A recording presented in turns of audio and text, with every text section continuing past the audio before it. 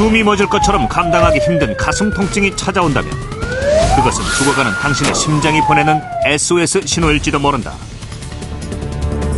시간을 다퉈서 혈관이 완전히 막혀서 심장 근육이 막 죽어나가니까 얼만큼 빠른 시간 내에 혈관을 열어주느냐.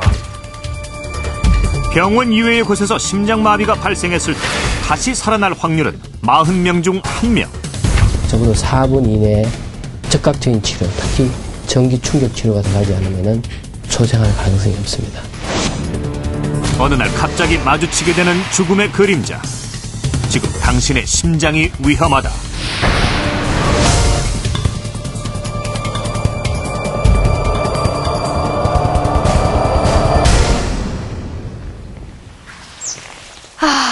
겨울이 지나고 날씨가 풀리면서 요즘 산을 찾는 분들이 많으신데요. 등산의 여러 가지 장점들이 널리 알려지면서 등산 인구도 계속해서 늘어가고 있습니다. 그런데 혹시 평소에는 괜찮다가도 산에 오르기 시작하면 가슴이 답답하다거나 조이는 듯한 심한 통증을 느끼신 적은 없으십니까? 최근 3년간 국립공원에서 발생한 사망사고의 원인을 분석해본 결과 가장 많은 비율은 놀랍게도 심장돌연사였습니다. 그리고 이 심장돌연사를 일으키는 가장 큰 원인은 바로 급성 심근경색입니다. 심장마비 환자들은 하루에도 몇 명씩 응급실로 실려온다.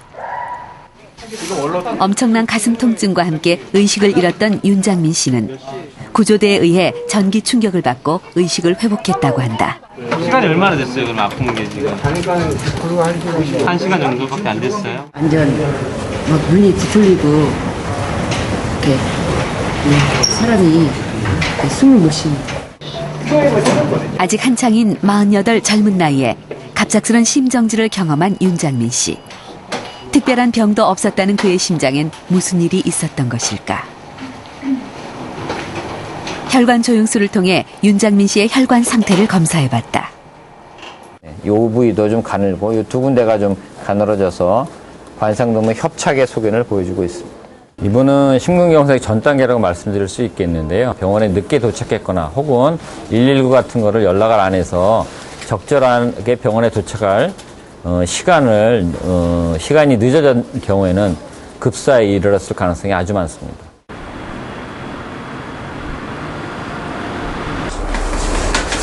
올해 62살의 김유순 씨에게 아찔했던 그날의 일은 지금도 악몽 같다.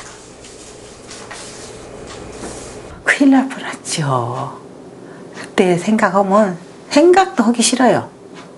생각도 하기 싫을 정도로. 작년 5월 어느 주말 저녁 잠자리에 들려고 걸레질을 하던 그녀는 격렬한 가슴 통증을 경험했다. 태어나서 처음으로 느껴보는 엄청난 아픔이었다.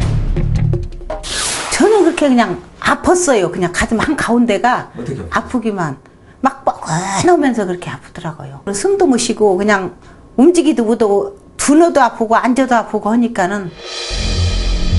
그 즉시 응급실로 달려간 김유순 씨의 병명은 협심증. 당시 혈관 사진을 보면 혈관의 90% 이상이 막혀 있는 것을 볼 수 있다. 아직 심근경색까지는 오지 않았다 하더라도 관상동맥이 좁아지면 심장으로 충분한 혈액 공급이 되지 않아 심장 근육에 빈혈이 생긴다.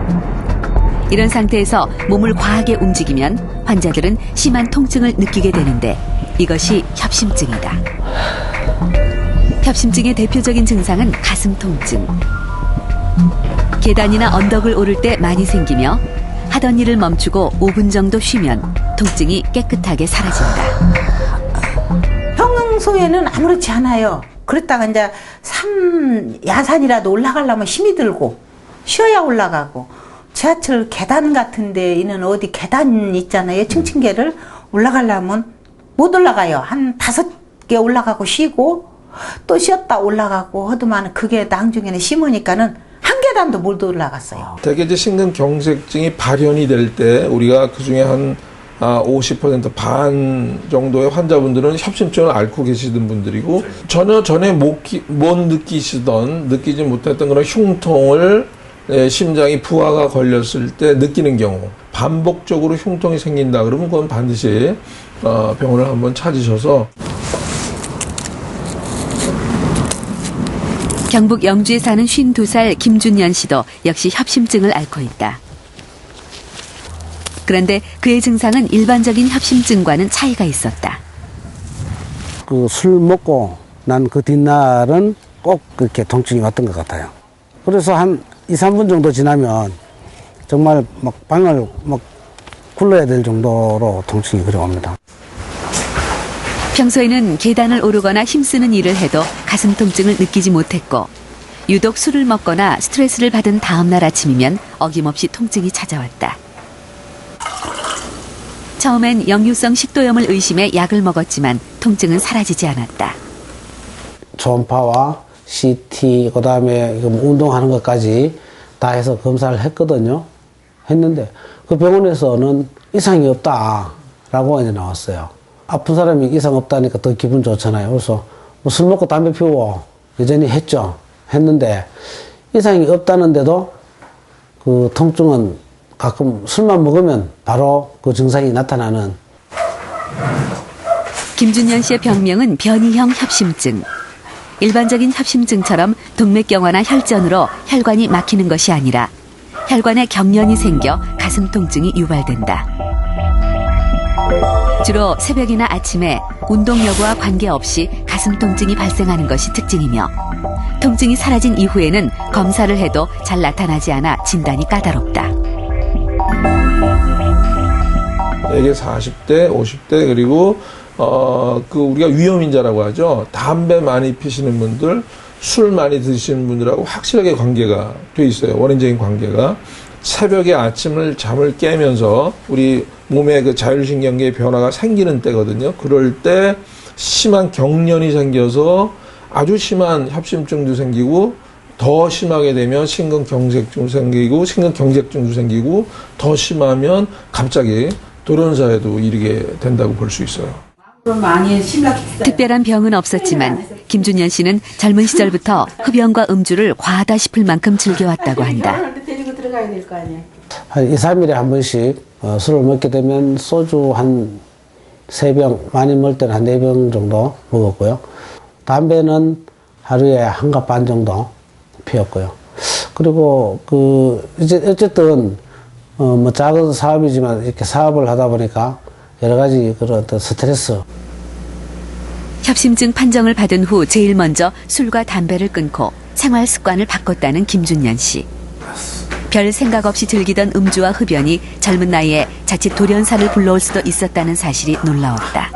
그래서 이게 발견되지 않고 계속 유지되다 보면은 언제 그 목숨이 끝날지도 모르는 그런 아주 위험한 병인 것 같습니다. 환자답지 않게 활기가 넘치는 오영석 씨는 스텐트 시술을 받기 위해 입원 중이다. 그런데 그가 협심증을 발견하게 된 건 그야말로 우연이었다.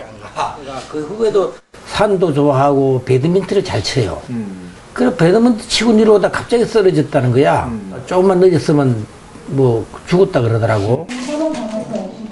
평소 건강에는 자신이 있었지만 혹시나 하는 마음에 스스로 찾아와 검사를 받아봤다는 오영석 씨. 결과는 충격적이었다. 못 보입니다, 못 보이. 협착이 한 80, 90% 정도 좁아져 있고요.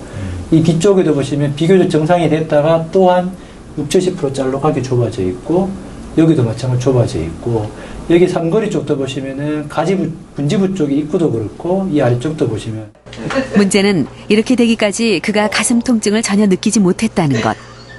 보통 사람들 같으면 상당히 심했을 통증이 왜 오영석 씨에겐 나타나지 않은 것일까?